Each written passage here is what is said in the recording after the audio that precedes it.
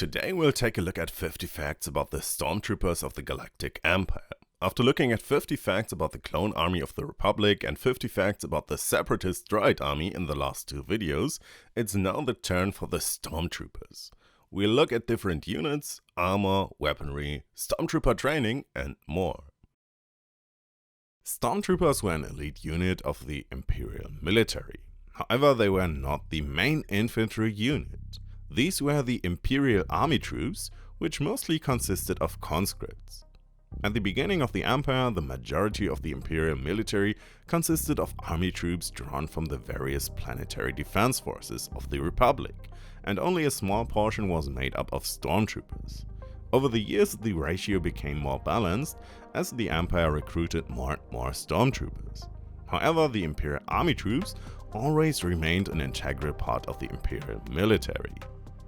To even become a Stormtrooper, you had to complete a pretty tough training program at various academies throughout the galaxy. If you managed that, you could become one of millions upon millions of anonymous soldiers who together formed a huge, terrifying military machine. The training of these recruits included not only weapons and close combat training, but also a considerable amount of reconditioning. While Stormtrooper cadets were already drawn only from the most loyal Imperial ranks, this process was intended to make them even more loyal while simultaneously depriving them of much of their individuality. This also led, among other things, to Stormtroopers later often referring to themselves only by their service number instead of their own names. Once the cadets had completed their training, they could finally receive the white armor typical of Stormtroopers. We know that this armor was designed to protect against the dangers of battle, for example against blaster shots, explosions and shrapnel. A major aspect of Stormtrooper armor was also to protect its wearers from external environmental influences. The armor did this, among other things, by being hermetically sealed, allowing the Stormtroopers to breathe from a small supply of oxygen. This part on the back of the Stormtrooper armor is, by the way, a grenade container. Stormtroopers often carried thermal detonators in there.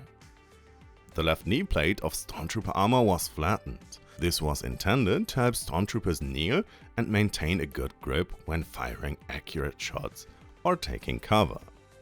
Stormtroopers also wore a belt around their stomachs. This was usually filled with food rations, additional ammunition for their blasters, and sometimes with medipacks. Stormtrooper helmets weren't just for protection. A HUD could display important information to Stormtroopers. They could switch to infrared vision, and it could even provide aiming assistance. In Legends, we even know that the armor at the hands could be charged to strengthen Stormtroopers in unarmed combat. And of course, a friend-foe transmitter was built into the Stormtroopers' armor. This allowed Stormtroopers to immediately recognize where all of their allies were and that those were their allies.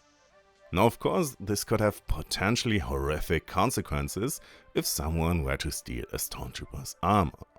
However, in Legends we know that a Stormtrooper had to unlock the helmet of his armor with his own code. Without this code, the armor wouldn't work.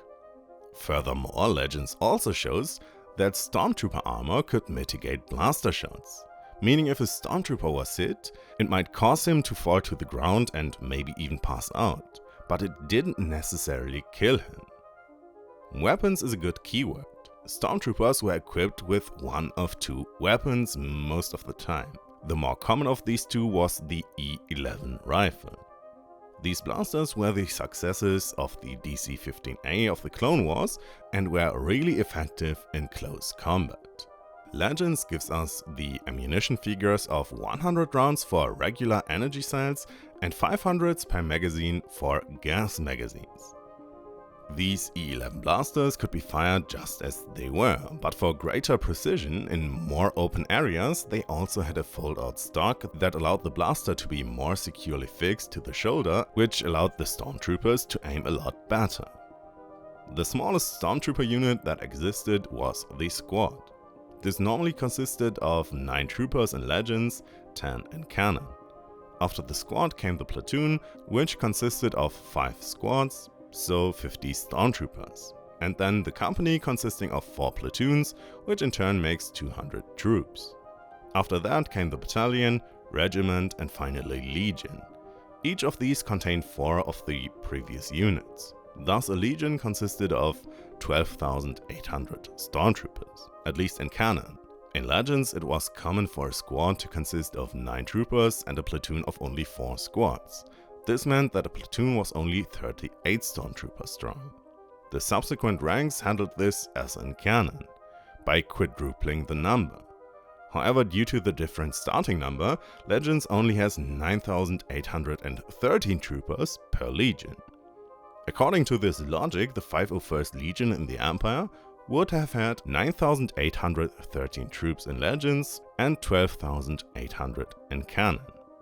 Speaking of the 501st, originally the 501st Legion was simply a fan group founded in 1997 to cosplay movie-accurate Stormtrooper armor.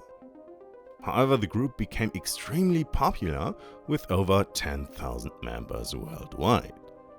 This led to the Legion first being mentioned in a Legends novel and a Legends ebook by Timothy Zahn in 2004, and then finally appearing in Episode 3 in 2005 as a clone legion.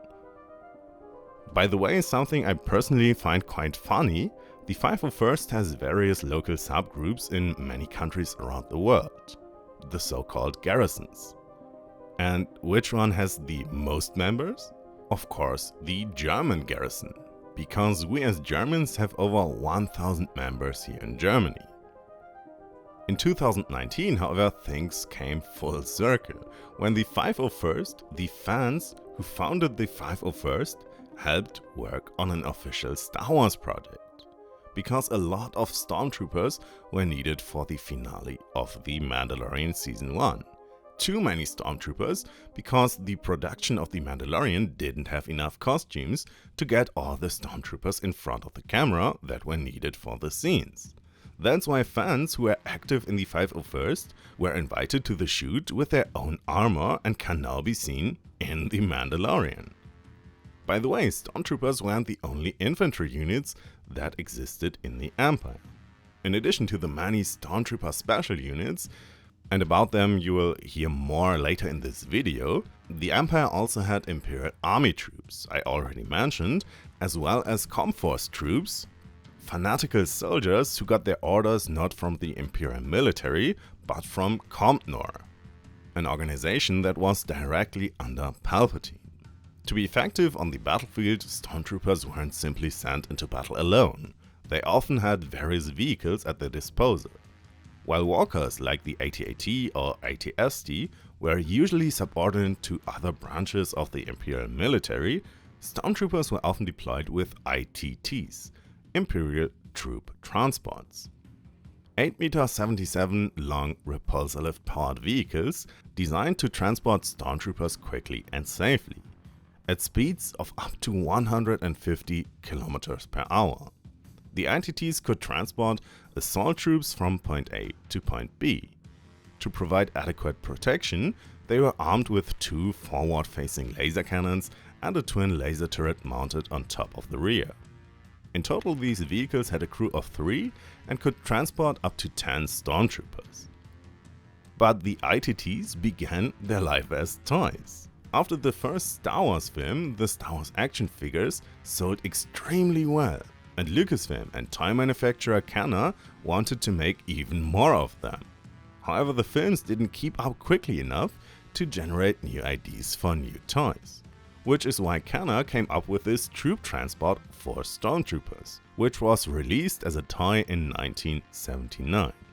In Legends, after the Battle of Endor, there was also a warlord who created his own Stormtrooper unit. Warlord Zinj, who designed his own Raptor troops. These were the best of the best from the ranks of the Stormtroopers, who were then equipped with special equipment and armor. They even got their own new TIE fighters, the TIE Raptors, which Zinj had produced himself. Subscribe if you want to see more 50 Facts videos about the Star Wars universe, and you can find the videos about the clones and battle droids here in the end card.